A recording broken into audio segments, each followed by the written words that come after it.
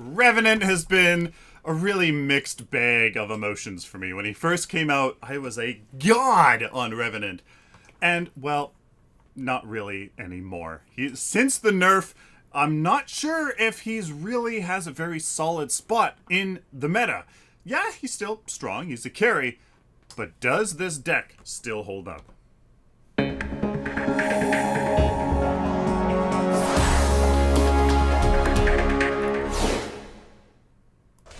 Hello, ladies and gentlemen, welcome to a Paragon Build and Guide. I am Sylphin. We're playing Revenant, of course, with my deck, Van Helsing. It is a 100% crit deck, and simply go and check out my math video on Revenant if you want to know why I think that is best. So why do you pick Revenant? He is a very strong early game harasser that can just snowball the heck out of the enemy. If you can do that, if you have a weak offlaner, you can actually really make that happen.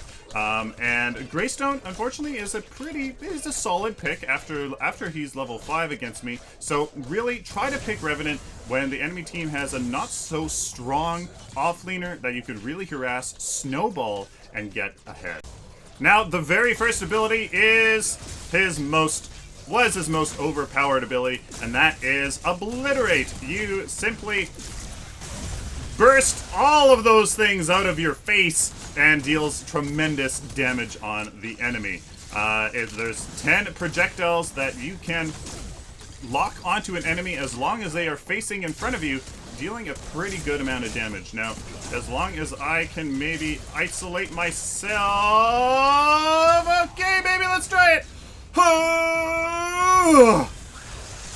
There you go. So that is how you may be able to finish off the enemy. However, they have to be in melee, in your basic attack range in order for it to make sense. Now, unfortunately, this Sevirog here is going to probably get the root off on me.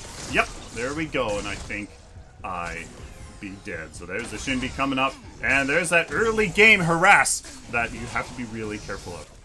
Now, use Obliterate when you have isolated the enemy, as those projectiles will go on all targets in front of you. So if there are minions, you have to be sure to be careful about that. So there you go. As I had that Greystone isolated, I was easily able to make sure all of my Obliterate projectiles went on to him. Now, the second ability I used just before the Obliterate, just there, was Scar. Now, what happens is you mark an enemy, and your next attacks on that enemy will deal bonus damage. So I'm going to do my Scar into the Obliterate, as you saw just there, and that makes sure that 3 instances of additional damage deal 78 more damage. So whether that's my basic attack or my Obliterate, it doesn't matter. It will do extra damage. I suggest saving your Scar for your Obliterate because it's really consistent, whereas if you use your Scar for your basic attacks, you may or may not miss with that. So just try to maybe use that. So I'm actually going to open up the minions. He did take the minions off.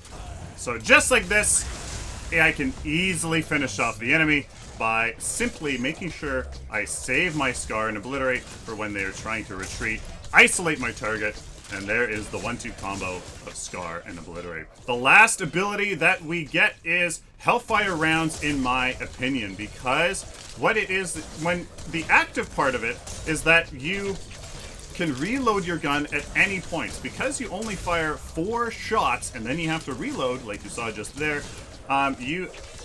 you have to, at some point, if you want, manually reload. Now, what you can also do is after your 4th shot, you can animation cancel the last half of your basic attack to great effect, where you're able to start shooting a bit faster than before. So that's something that Master Revenant players will definitely be able to do. Always be animation canceling that last basic attack to great effect. So this tower is going to be down, and now we can finally rotate here to the left lane where we can do our thing closer to Raptors. Now his ultimate is pretty damn good. Easy peasy. No, well done from the from the Sevarog there, as that is exactly what was nerfed. You need to have vision with your Obliterate. So well done on that Sevarog's part to make sure to get rid of vision from the line of sight so that he could live there. Before his nerf, that would have been an easy peasy kill. What I should have done and what you need to adapt with your Revenant gameplay is make sure to just use that Obliterate when you know you can finish the kill. Don't continue to just keep shooting. Just Obliterate. Just Obliterate. But Sylphin, what exactly was that? What exactly is his ultimate? It's called Reckoning. Revenant pulls himself and his target into the Nether Realm for 6 seconds. It does deal 20 ability damage, so it will apply an ability on hit effect. But killing his opponent inside the Nether Realm will give him 600 bonus CXP. So that is what you use to really start snowballing here in the early game.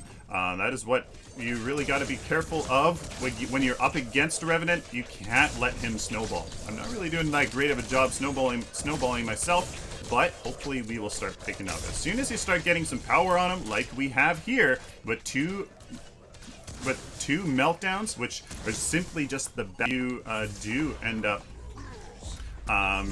doing your business. So here, I don't think I can do anything for my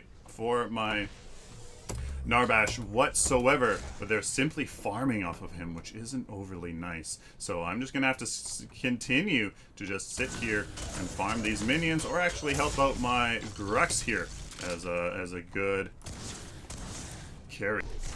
Oh yeah, baby, here we go on the phase though. There we go. Yeah, baby.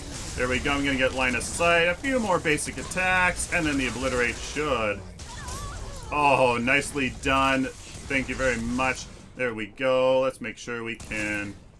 Okay, I'm gonna save my. There we go.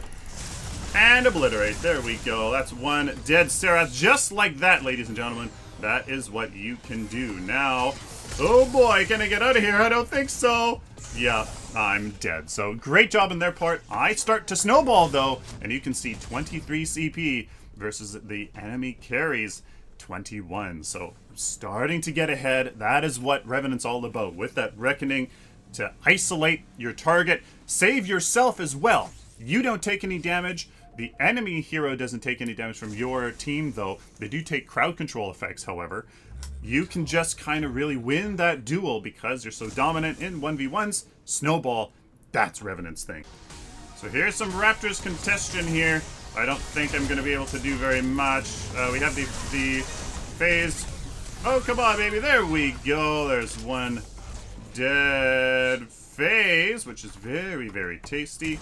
But now we have a Sevarog to deal with. Alright, so there you go. That worked out really actually quite well. We're going to take this up here, attack Raptor camps, and now we should have this. So there you go. Always, as a ADC, simply trying to focus fire on high priority targets, or really anybody that can possibly hit, I guess. But the phase there is the bane of our team fight, so that's why I focused her. Now, in terms of upgrading your abilities, upgrading your Obliterate a couple times first off is actually really strong, but then when you upgrade Scar, it increases the amount of damage instances that happens on the bonus damage. So now we're at 5 instances, whereas before we're at 3. You have to kind of do the math in your head. What actually increases damage the most? So upgrading Obliterate first is a very sound idea, but then upgrading Scar, once your Obliterate does a good amount of damage anyways, is really sound in that category. So as you can see, now that we've upgraded Obliterate once, we have some power. It's starting to do some good damage, so we can really, at this point, just kind of upgrade Scar to get that increased instance damage, which is far superior. So I want you to see what happens. Okay, well, not much happened here. And what we're going to do here is probably collapse in... Oh, okay, well, there we go. There's the ward. Oh, boy, I wish I could do something here. But this isn't a very good Yochis. So we're pretty much screwed here. I'm going to Blink Charm even though that was actually probably a complete waste. Because, yeah, I'm dead anyway. So now I wasted my Blink Charm. The Blink Charm here is absolutely fantastic because you can simply just make ridiculous plays, blink around at really opportune moments, use an Obliterate to secure a kill, and just have your Blink Shot off cooldown just like that. Blink Shot on Revenant is so, so strong. Oh, baby! We're gonna get a monster, and this is why we want Blink Charm, because no!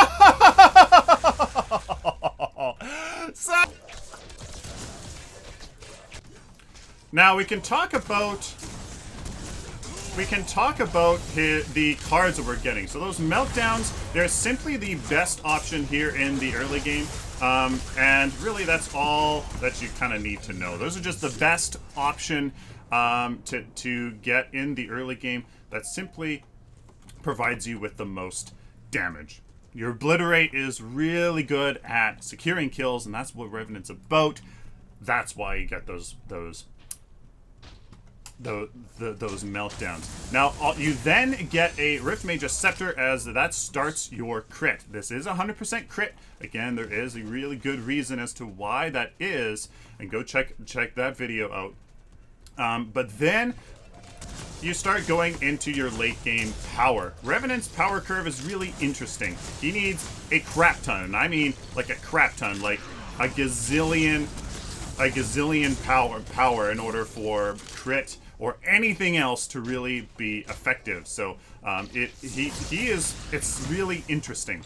Then you just simply get an upgraded Sage's Ward that has 3 all power, and then eventually you just kind of get your crit.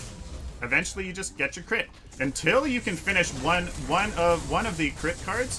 Until you can finish that, then you just kind of do that. Now, unfortunately here, I'm going to have to try to blink out, but no, I get completely obliterated. I'm not being protected from the back as a backline member, and unfortunately we just get taken out like that. And look at Wukong take the core. What? My God, man. That has to be nerfed. Bruiser Wukong. My goodness. And here is the deck, ladies and gentlemen. Van Helsing, my Revenant 100% crit deck.